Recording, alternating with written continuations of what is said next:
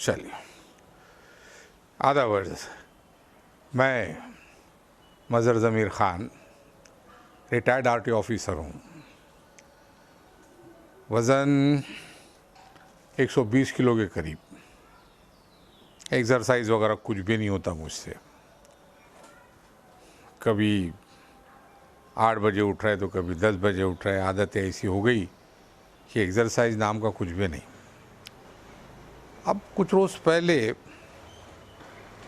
सोने में आ गया, कोई मोमेंट में आ गया, ये क्या हुआ पता नहीं, मगर पीठ में बहुत बुरी तरह से दर्द उठ गया। अब ना जानकारी नहीं होने की वजह से आधा दिल बोले हड्डियों का मसला होगा, और कभी ऐसा लगे कि मसल का मसला होगा। यहाँ जहाँ मैं रहता हूँ उस सिटी में अच्छे ऑर्थोपेडिक्स हैं। एक मशहूर इंसान के पास जाके मैंने अपना चेकअप कराया। उन्होंने ढेर सारे ट्रीटमेंट करवा लिए, अलग अलग टेस्टें करवा ली। अब वो सब ट्रीटमेंट वगैरह कराने के बाद में वो 3-4 गोलियां उन्होंने प्रिस्क्राइब की और फिजियोथेरेपी का एडवाइस किया। उसके अंदर तकरीबन 1 महीना मेरा ज़ाया हुआ, लेकिन कोई फ़र्क नहीं गिरा। अब वो बोलते कि घर की मुर्गी दाल बराबर। मेरे मामा हैं, मैं भी जानता था कि उनके पास में यूनानी जानकारी हमारे परदादा के ज़माने से चले आ रही। ध्यान ही नहीं गया। अचानक एक बार एक फंक्शन में मुलाकात हुई तो उन्होंने पूछा, क्या हो गया, तू ऐसा क्यों टेढ़ा तड़ा चल रहा है? बोला, मामा ऐसा ऐसा हो रहा है। तो बोला, अरे तू जानता कि मैं इन तमाम चीज़ों का एक्सपर्ट हूँ और तू आया क्यों नहीं? अब मैं भी शर्मिंदा हो गया कि यार गलती तो हो गई। बोला, हाँ मामा मैं आता हूँ। मैं गया। अब वो हमारा मामला ऐसा है कि बहुत बड़ा सेटअप लेके कोई डॉक्टर बैठा हुआ है, तो लोगों को ऐसा लगता क्या, नहीं भाई इसको बहुत जानकारी है, बड़ी बड़ी मशीनें हैं, यूँ हैं त्यों हैं, ऐसा है वैसा है, 10-15 एम्प्लॉयज़ हैं। अब मामा का काम बड़ा सीधा साधा, तो वो लोगों को शायद वो उतना इम्प्रेस नहीं कर पाते जितना हो जाना चाहिए उनके काम के हिसाब से। मेरे जाने के बाद में उन्होंने जो ट्रीटमेंट करने का था उन्होंने किया और कहने लगे ठीक है देखो, और इस तरह एक 3-4 विज़िट करनी पड़ेगी। मतलब मैं आ जाऊंगा। पहली विज़िट में पट्टी लगाने के बाद एक 3-4 घंटे के बाद मुझे थोड़ा ऐसा महसूस हुआ कि मैं राहत महसूस कर रहा हूँ। जो दर्द है वो कहीं तो भी खींचे जा रहा है और मैं सुकून महसूस कर रहा हूँ। एक पट्टी हुई, उसके बाद दूसरी पट्टी के लिए गया क्या, वो खुद ही आ गए घर पे। कहने लगे ठीक है चल मैं आ रहा हूँ उधर, तुझसे मिलना भी है। आए, पट्टी की, ट्रीटमेंट दिया, जो पीना पिलाना था वो पिए, और वो लगाने के बाद दूसरे ही दिन अचानक किसी अर्जेंट काम से मुझे अमरावती जो मेरा शहर है वो छोड़ना पड़ा।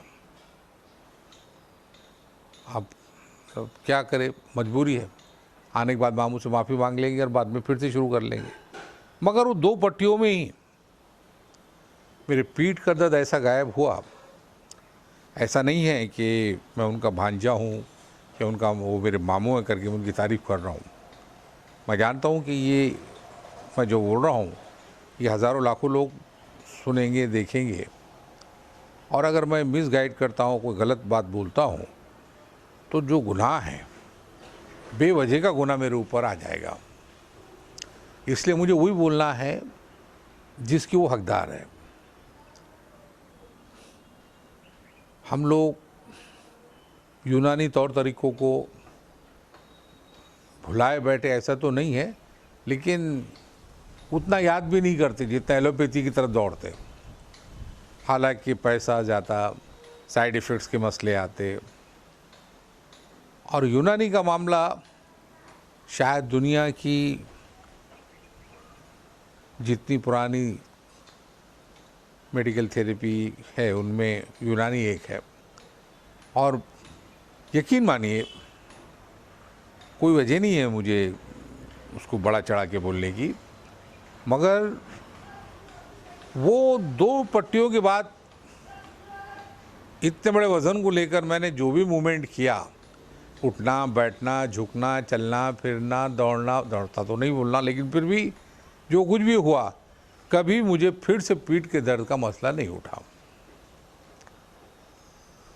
और मेरा इतना यकीन है कि उन्होंने जितने भी अभी तक के केसेस किए, उन केसेस में तो उनको जो रिलीफ मिला होगा मरीज़ों को, उन्होंने जो दिल से दुआ दी होगी मेरे ननियाल को, मेरे मामा को, उनके औलाद को, अल्लाह उसको कबूल करे, उनके बच्चों को नेक तौफीक और तरक्की अता फरमाए।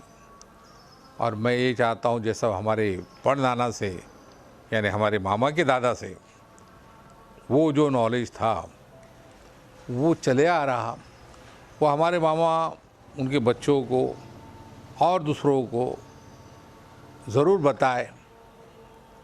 अल्लाह हमारे मामा की उम्र, उन्हें उम्र दराज करे, लंबी उम्र दे। मगर बुढ़ापे में अगर मामा थक के बैठ भी जाए तो भी वो थेरेपी, वो जो ट्रीटमेंट है, वो जो दवा है, वो दूसरों को फ़ायदा पहुंचाती रहे।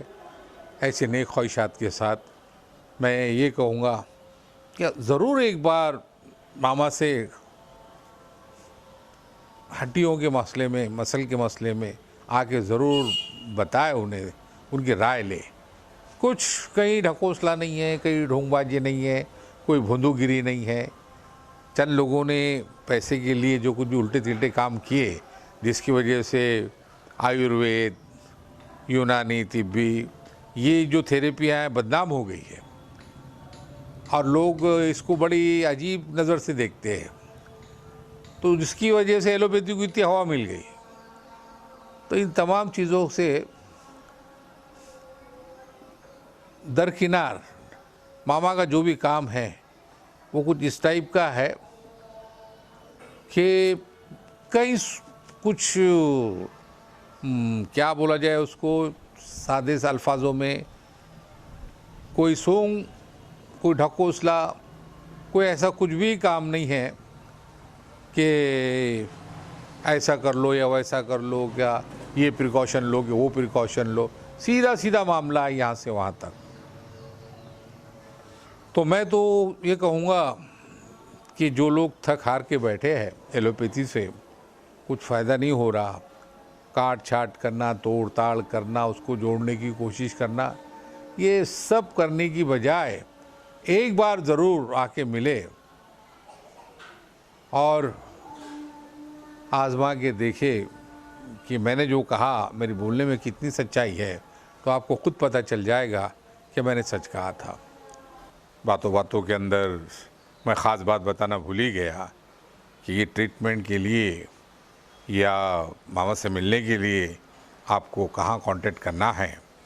तो उस ताल्लुक़ से मैं बताऊं कि उनका अपना बोन फेंस करके वो जो यूनानी कंसल्टिंग सेंटर है, ये अमरावती में मेहंदिया कॉलोनी करके है, बलगांव रोड पे, वहाँ पे मौजूद है।